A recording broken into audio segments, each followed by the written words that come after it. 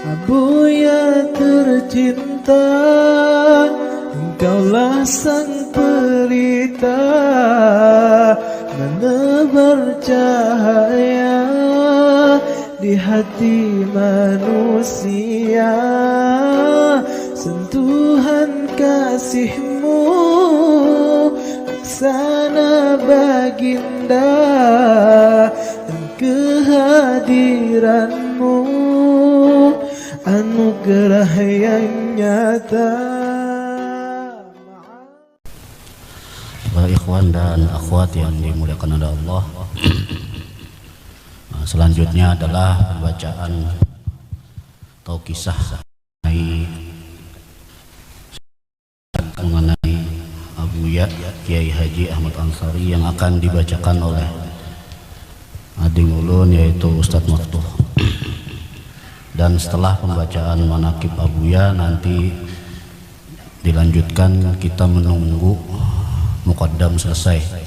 Nanti hasil yang sudah didiskusikan oleh muqaddam dan Imam Hailalah akan disampaikan di hadapan kita semua. Nah, itu saja. Pada Ustadz Maftuh, waktu dan tempat silakan.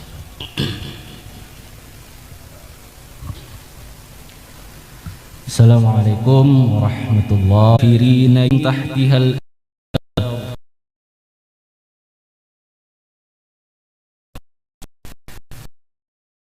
Hormati mulia riwayat yang kirati dan akan oleh orang tua beliau ke dan hanya makan tumbuh-tumbuhan selama 40 hari. Jadi sidin tuh di Saudi.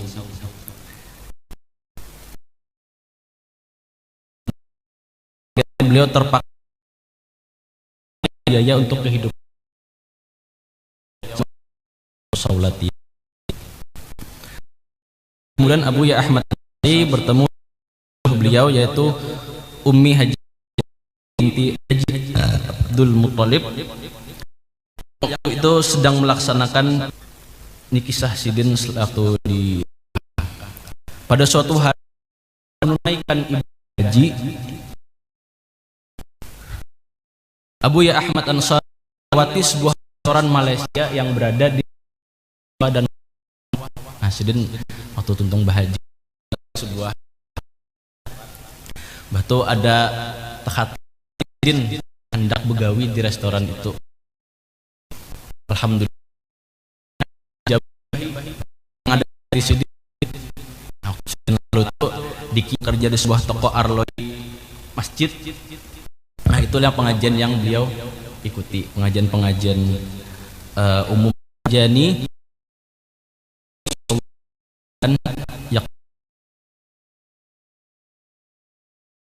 Kiai Ahmad Ansari terima adalah setidaknya yang kami kurang lebih 3 tahun Abu Sidin khususnya selatan.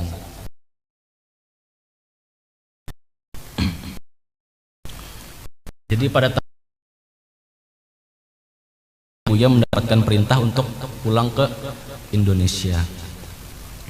Nah, pada tahun yang sama pula Abuya Ahmad Ansari ditawari oleh pemilik toko arloji itu, pemilik toko jam tempat beliau bekerja, untuk dinaikkan gaji beliau sebanyak 2 kali lipat.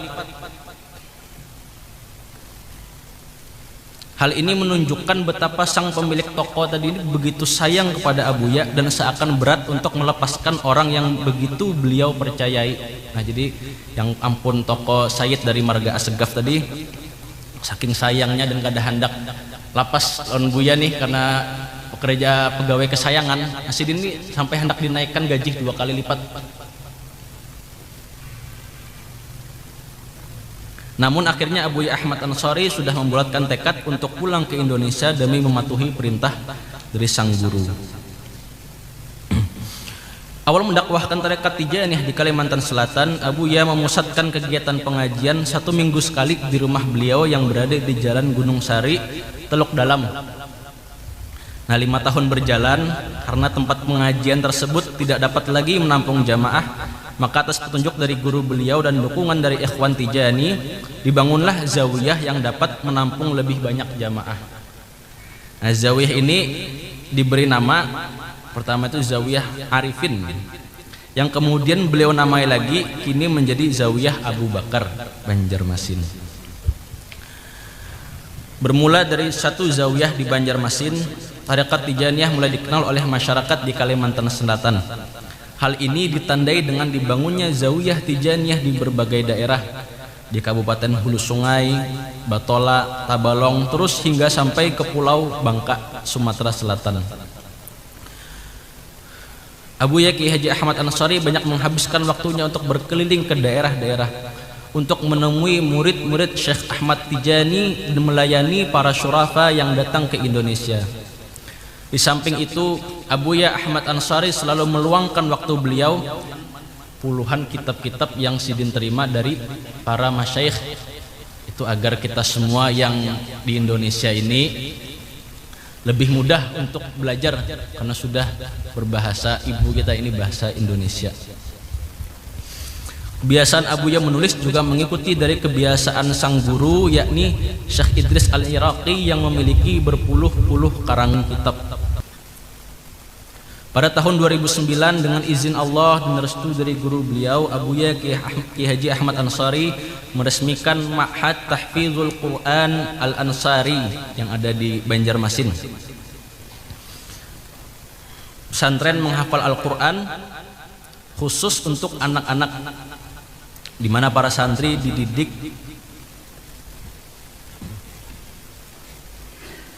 dan dibiayai secara gratis. Alhamdulillah banyak para muhsinin yang menitipkan sebagian rezekinya di pondok, baik berupa bahan pokok dan lain-lain. Para wali santri pun banyak juga yang berkenan untuk berinfak untuk pondok, yang mana itu semua seikhlasnya. Jadi Abuya Ahmad Ansari menyampaikan kepada kami bahwa anak-anak kecil, anak-anak halus ini ibarat kaset atau memori yang masih kosong. Untuk itu, memori yang masih kosong itu alangkah baiknya jika diisi dengan Al-Quran. Kenangan Abuya Ahmad Ansari selama mondok dulu yang begitu susah payah membuat Abuya Ahmad Ansari tidak ingin hal tersebut terulang kepada anak-anak santri beliau. Karenanya Abuya menginginkan pondok pesantren tidak memberatkan biaya kepada santri maupun kepada wali santri. Selama kurang lebih 25 tahun aktivitas beliau di Indonesia, pasca kepulangan dari Mekah diisi dengan kegiatan dakwah tarekat Tijaniyah, membimbing tamu-tamu Allah untuk melaksanakan ibadah haji dan umrah ke tanah suci, menulis buku-buku keagamaan, dan mengasuh para santri yang ada di pesantren. Hingga pada pertengahan bulan November tahun 2020, Abuya Ahmad Ansari sementara terpaksa istirahat karena kelelahan. Sempat Abuya Ahmad Ansari istirahat di rumah,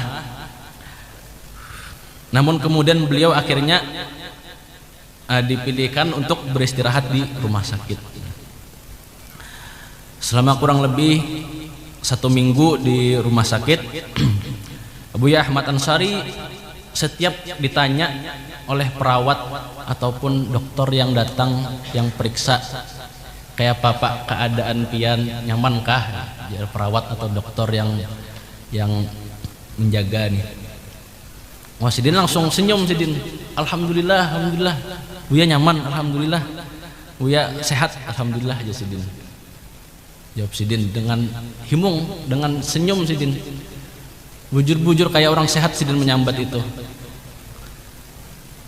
Sedangkan hal ini bertolak belakang dengan hasil pemeriksaan dokter. Bahasanya dokter ini parah bang, sudah sebujurnya nih. Amun orang biasa mungkin sudah kada bebangun lagi, biasanya tuh sudah hilang kesadaran. Tapi Sidin selalu setiap dokter datang, ulun menyaksikan bahwa beliau alhamdulillah Buya sehat, alhamdulillah nikmat benar Sidin. Selalu seperti itu. Bahkan di rumah sakit pun beliau kada suah untung sidin tuh berhenti untuk berzikir, baca sholawat itu bergerak bibir sidin tuh kada berbunyi, tapi bergerak terus, bergerak terus bibir sidin.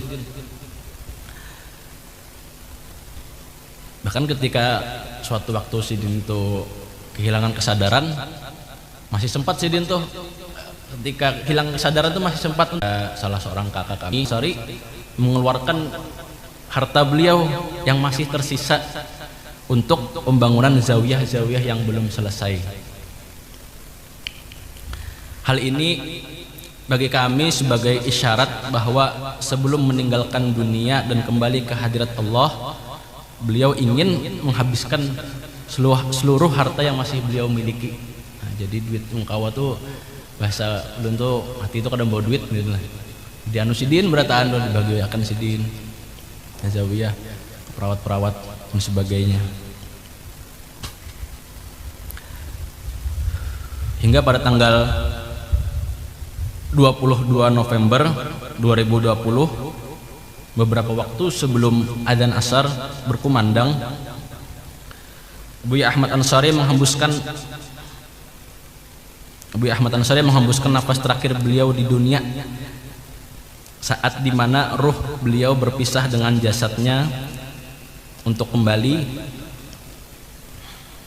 ke hadirat Allah Subhanahu wa Ta'ala, serta berkumpul dengan kekasih yang beliau cintai, Nabi Muhammad sallallahu alaihi wasallam, dan juga dengan Sayyidi Syekh Ahmad bin Muhammad At-Tijani radhiyallahu anhu.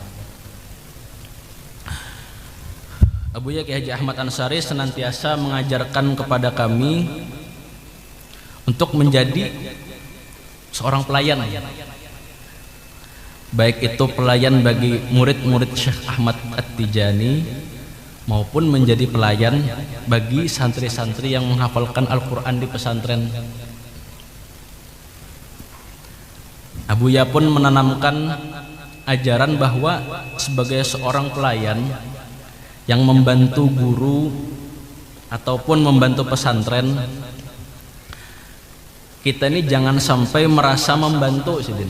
Kita ini membantu pelayan, tapi jangan sampai kita ini merasa membantu, tapi kitalah yang sebenarnya mendapatkan bantuan dari guru ataupun dari pesantren. Jadi misalnya ulun menjadi pelayan di pesantren ini, maka jar sidin jangan sampai ikam tuh merasa menjadi membantu di pondok ini. Ikam tuh kadang membantu pondok ini, ikam tuh malah dibantukan oleh pondok ini sidin. Ikam tuh yang dibantu oleh pondok. Nah, karena kita tadi tuh merasa terbantu lah, kemudian muncullah di hati ini rasa syukur. Ngarang kita ditolongi kan, kita mulun misal di pondok nih ditolongi, di pondok nih makan di pondok, listrik segala macam banyu. Nah, ini muncul rasa syukur akhirnya di hati yang beliau ajarkan. Nah, rasa syukur ini menjadi energi bagi kita untuk terus berkhidmat, nah, baik itu kepada tarekat Tijaniyah maupun kepada pesantren. Kiranya itu yang bisa ulun sampaikan, ditulis di Batu Tungku 10 Agustus 2021. Kiranya untuk kedepannya mungkin daripada Muqaddam Imam Hailallah ataupun dari ikhwan sekalian yang memiliki pengalaman-pengalaman, kisah-kisah dengan Abuya, kiranya dapat membantu kami untuk dikumpulkan, karena kisah ini setiap daerah, mungkin setiap orang pun berbeda-beda, akan ada pengalamannya masing-masing. Nah, amun ini dari satu sudut pandang aja, ulun aja. Pian-pian mungkin bisa cerita yang lebih banyak, yang lebih panjang, lebih detail. Itu yang kiranya kami meminta bantuan mungkin dapat dikumpulkan untuk sebagai kita pelajaran. Nah, karena seorang murid, nah, itu seorang murid itu sudah selayaknya untuk mengikuti jejak gurunya. Melalui apa kita mengikuti jejak beliau? Melalui kisah-kisah